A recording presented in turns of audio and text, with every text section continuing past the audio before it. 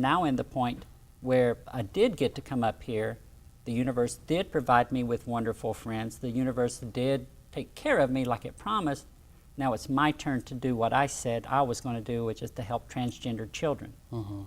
And because you know and I know that there are kids being raised exactly like we were. Absolutely. That are scarred, that are just as cracked as we were, and I'm not quite sure how to get through that religious barrier because it is powerful. It's a very powerful barrier that you and I are trying to kind of poke through to tell these kids and these parents, hey, it's okay to be transgender and spiritual, and God still loves you. Right. I mean, I think there's always going to be those restrictions. I think there's always going to be those walls for people. I think there's always going to be the people who need to find chosen families as opposed to blood families. And by that I mean just accepting that the folks who, you know, bore and reared and raised you and share your bloodline, that doesn't necessarily have to be your family. Correct. You know, I mean, I feel like you're more of my family than my blood family, as are many of the folks that I've, you know, now met through, in only just a few short months ago. But I think that you said something really important about the journey.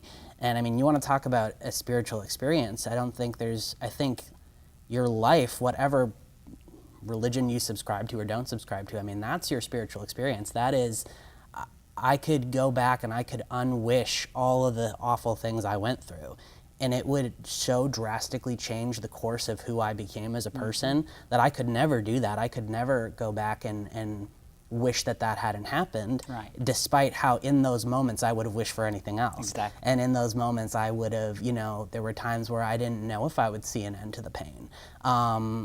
You know, but I know that those were the moments that I felt most alone that actually defined me most as who I am.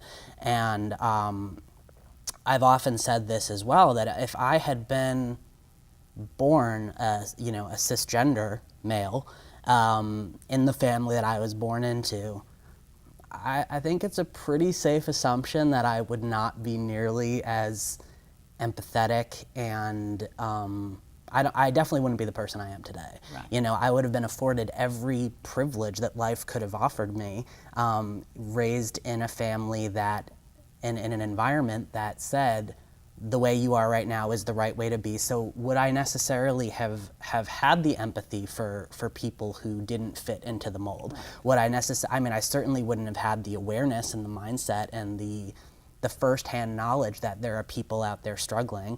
And while of course I would like to think that I still would have been generally a good person, you know, being raised the way that my folks, you know, through the mindset, the way that they see the world, right, that, you know, being trans is bad, being gay is bad, being, you know, and that's just really oversimplifying it, but that's the bottom line.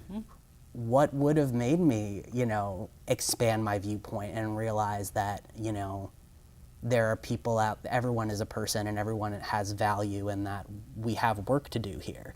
That's beyond, you know, just kind of going about your day, living your own life and saying everyone else fall by the wayside. So as much as it felt like a curse, and even honestly at times, you know, I still deal with a lot of, you know, the dysphoria and things of that nature that make, you know, being a transgender person hard, right, even today in 2015 as an adult. You know, at the same time, I couldn't go back and undo it or change it, because it's being trans that's made me who I am in so many really important ways. There's a lot of ways where I'm so much more than that, and it's certainly not the only thing that defines me, but it's defined my experiences, right, in a way. And, you know, especially as a trans male, I have this unique viewpoint that I know a lot of people reject, of I know what it's like to walk through the world as a woman.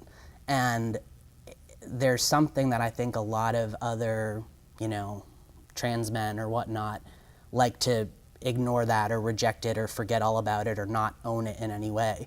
And I've realized that it's owning that is going to give me the ability to help foster some more change, just in the sense of, you know, I know what a lot of, I never felt like a woman. I never identified as a woman. I feel the same way as you in terms of female to male doesn't sound quite right because I always felt male. Right. I mean, anatomically, sure, that's a different story, but, you know, you don't need to feel a certain way to have the world read you as that way. So the world read me as a female, so I was treated as a female. So I know what it's like to have my intelligence underestimated or undermined because I'm a woman. I know what it's like to be over-sexualized because I'm a woman. I know a lot of what women go through. So now that I'm living my authenticity as a male who, unfortunately, my voice is listened to and valued sometimes more than my female counterparts, I can use that privilege and that firsthand knowledge that I had and actually make some change. Exactly. You know, and I think it's a huge responsibility, and I think we all owe it to ourselves and to the world around us to not pretend that responsibility doesn't exist or that, you know, we don't have that ability, but to embrace it and to own it.